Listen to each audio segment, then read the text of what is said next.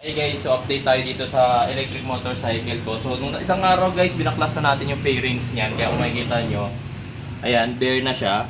So ito, kailangan natin pa-modify para magkasya yung mga LiFePort batteries na binili natin. So ito, matatanggal na to. So dalhin natin dito sa shop na mag-modify ng box. And tara.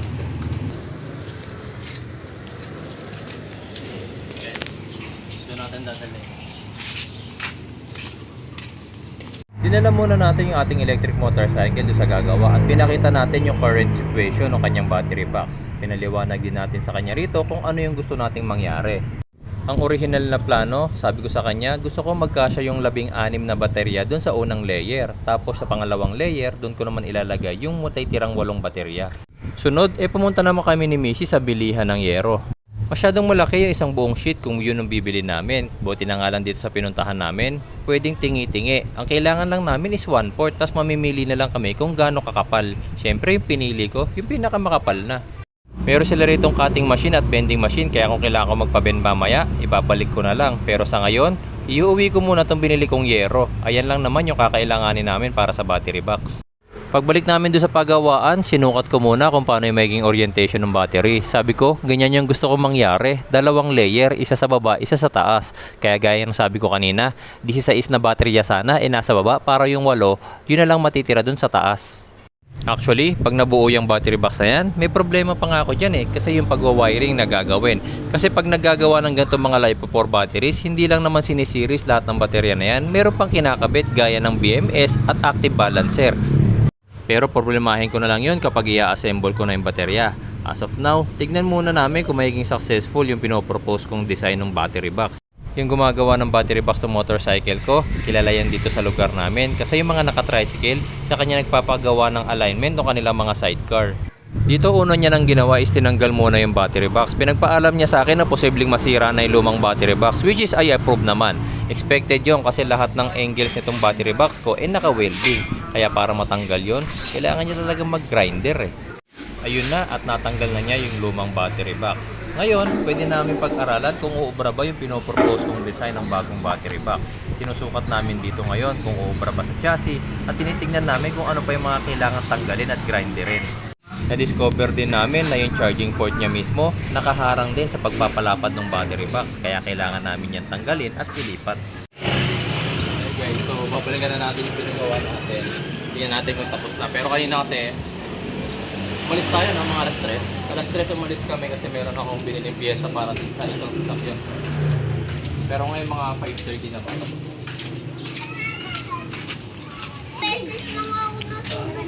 Ito na yung itsura niya ngayon. Bago nga pala ako umalis kanina, meron siyang isinadjust dyan kasi hindi daw uubra na 16 batteries ang ilalagay ko sa ilalim kasi sobrang lapad na talaga nun.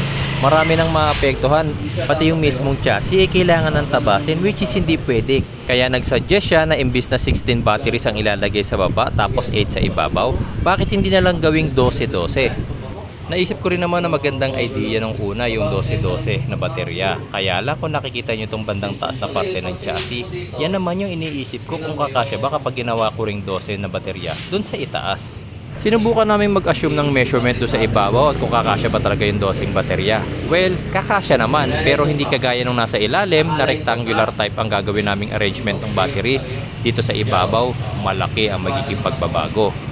Ito nga rin pala yung isa sa mga instructions ko nang sabi ko yung kabilang side gusto ko yung detanggal, wag i-fix at wag i-weld. Kasi dyan ko nga padadaanin yung baterya kapag kailalagay ko na kasi nga syempre i-assemble ko siya sa labas. Ito na guys yung itsura ng bagong battery box na pinamodify natin dito sa electric motorcycle. Kung makikita ninyo, pinalaparan natin and binaximize natin kasi yung luma halos ka pantay lang nito. Tapos dito naman sa likod, hanggang dito lang yan So pinamaximize natin, pinasagad natin hanggang dito. Tapos ginawa nating detanggal yung cover para if ever may gagawin tayo sa battery, magpapalit or basta anything na gagawin natin sa battery, magbabaklas lang tayo ng side fairings and ma-access na natin yung battery. Then ganito ngayon yung making orientation ng battery natin. Originally, dapat ang nakaplano naming orientation yan ganyan yan, tsaka ganito. Yan. Magkatabi. Kaso, habang ginagawa to, nakakita kami ng mga mayiging problem. Like, ito, kung mapapansin nyo, hindi kasi siya diretso. Kung diretso kasi ito, pag ganun dapat. 'Di ba? So, medyo nakaganon siya.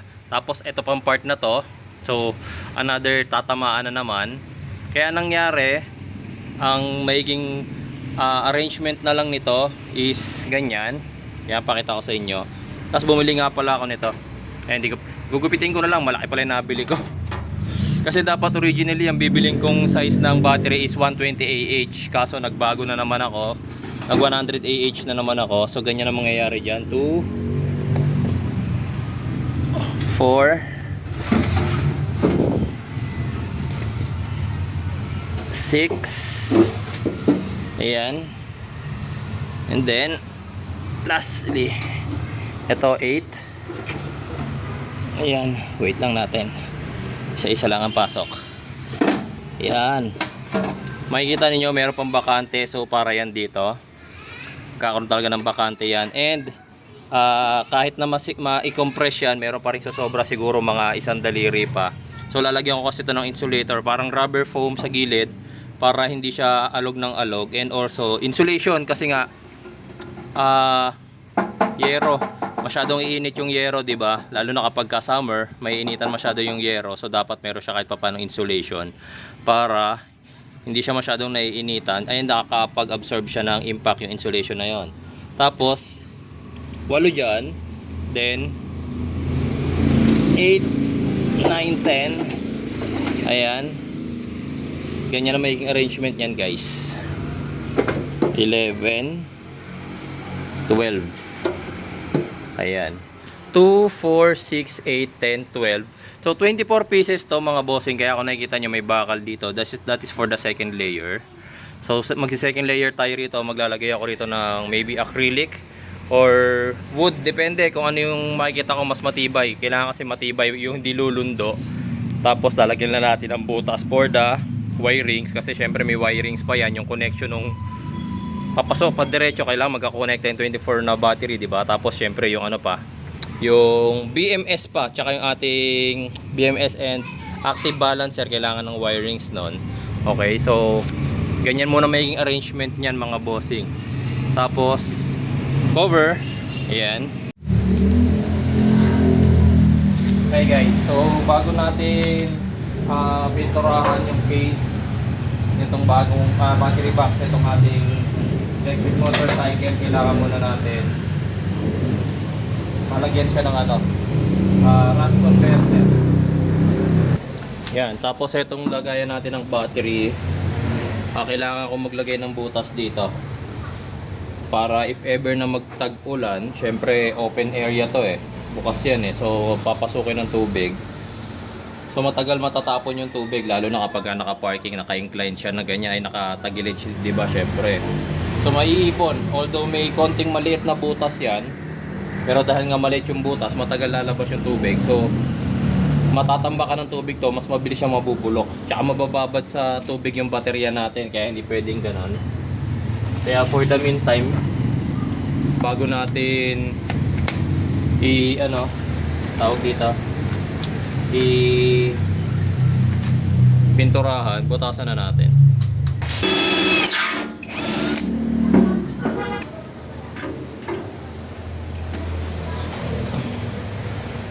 Ayan. So, dalawa na yung butas natin. I think pwede na yan. Kasi dito naman sa side na to, once na tumatakbo at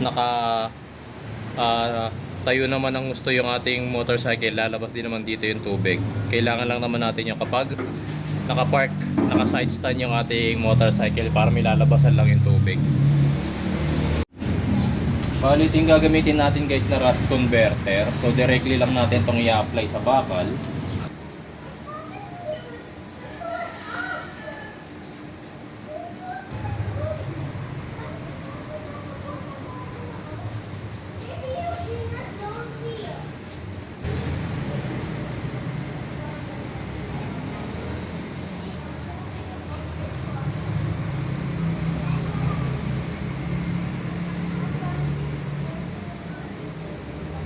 makikita nyo yung dating part ng chassis ng motor natin na kinakalawang, lagyan din natin ng rust converter. Actually, kung marami naman kayong rust converter, pwede nyo nang buuin yung buong chassis. Lagyan nyo na lahat.